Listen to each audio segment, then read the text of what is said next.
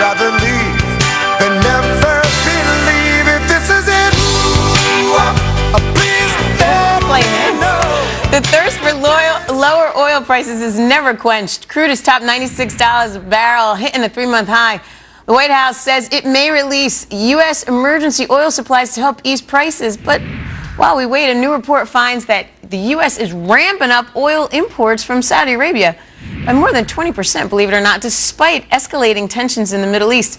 Here to break it all down for us is Chris Faulkner, Breitling Oil and Gas CEO. Chris, it's good to see you again. This whole Strategic Petroleum Reserve thing, it kind of cracks me up because we did this back last year, June 23rd. Crude was at $95. They release it. We dropped $4. Following week, we're back up to $95 a barrel. It did nothing. Yeah, it's not going to. And, you know, the strategic petroleum reserves are for emergency use for supply issues in the market. And we have plenty of supply in the market right now. It's not for price adjustment. And you are right. It might be a few days worth of corrective measures to drop the price of oil. But again, it's going to rebound and possibly, and if you look at historical times it's happened before, it actually rises above where it was prior to the release. Right. So we have the supply. And presuming this economy turns itself around, we're going to have the demand. So what's the issue here?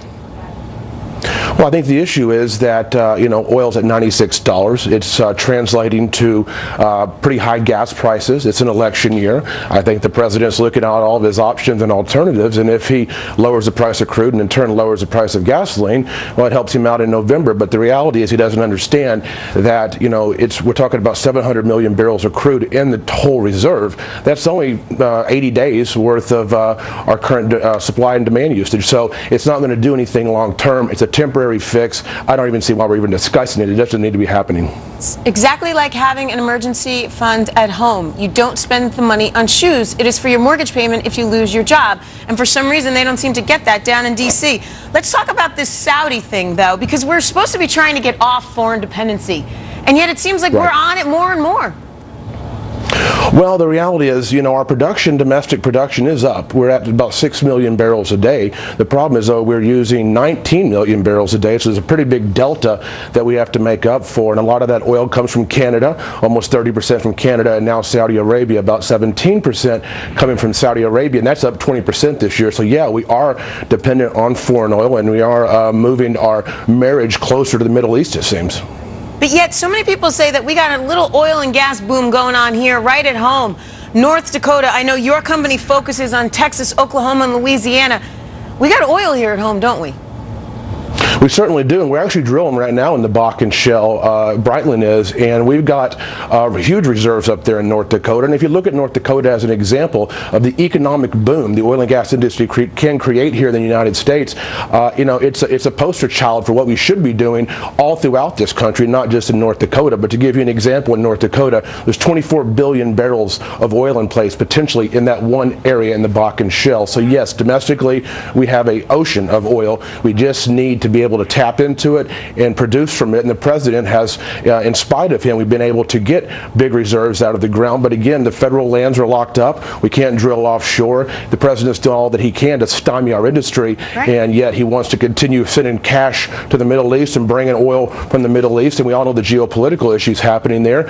You know, why are we not focusing on the United States and creating jobs here, and why are we focused on the Middle East? It makes zero sense. Right. I mean, why isn't there another call to reopen the Keystone XL pipeline? Why isn't there more of that going on? I mean, what do you think is holding us up down in D.C.? You know, I think what's holding us up, it's an election year. I think that the president is posturing. He's making decisions for re-election, not for the betterment of America. And I'm hoping that in 2013, whether we have our current president or a new one, that some of these decisions will get rethought and actually change for the betterment of the United States. We've got 900,000 barrels of crude in Canada. Every day they can be shipped down here on the Keystone pipeline. And it's going to create a huge amount of jobs, 25,000, 50,000 direct and indirect jobs from the pipeline. It's a no-brainer. We need the jobs, we need the oil, but again, the president's looking at things from a different perspective, I think. And there's an education issue as well, too. I mean, I know a lot of people think that fracking is very dangerous. I do think that there's just a little bit of a lack of knowledge in this as well. You're right. I think it's misinformation that the public has gotten from documentary movies and all of these things on the internet have led folks to think that fracking is dangerous. But I'm here to tell you that since 1941, when the first well was fracked in Kansas, over 1.2 million wells have been fracked successfly and safely in this country. It is the single most important tool we have right now into putting this country on the road to energy independence.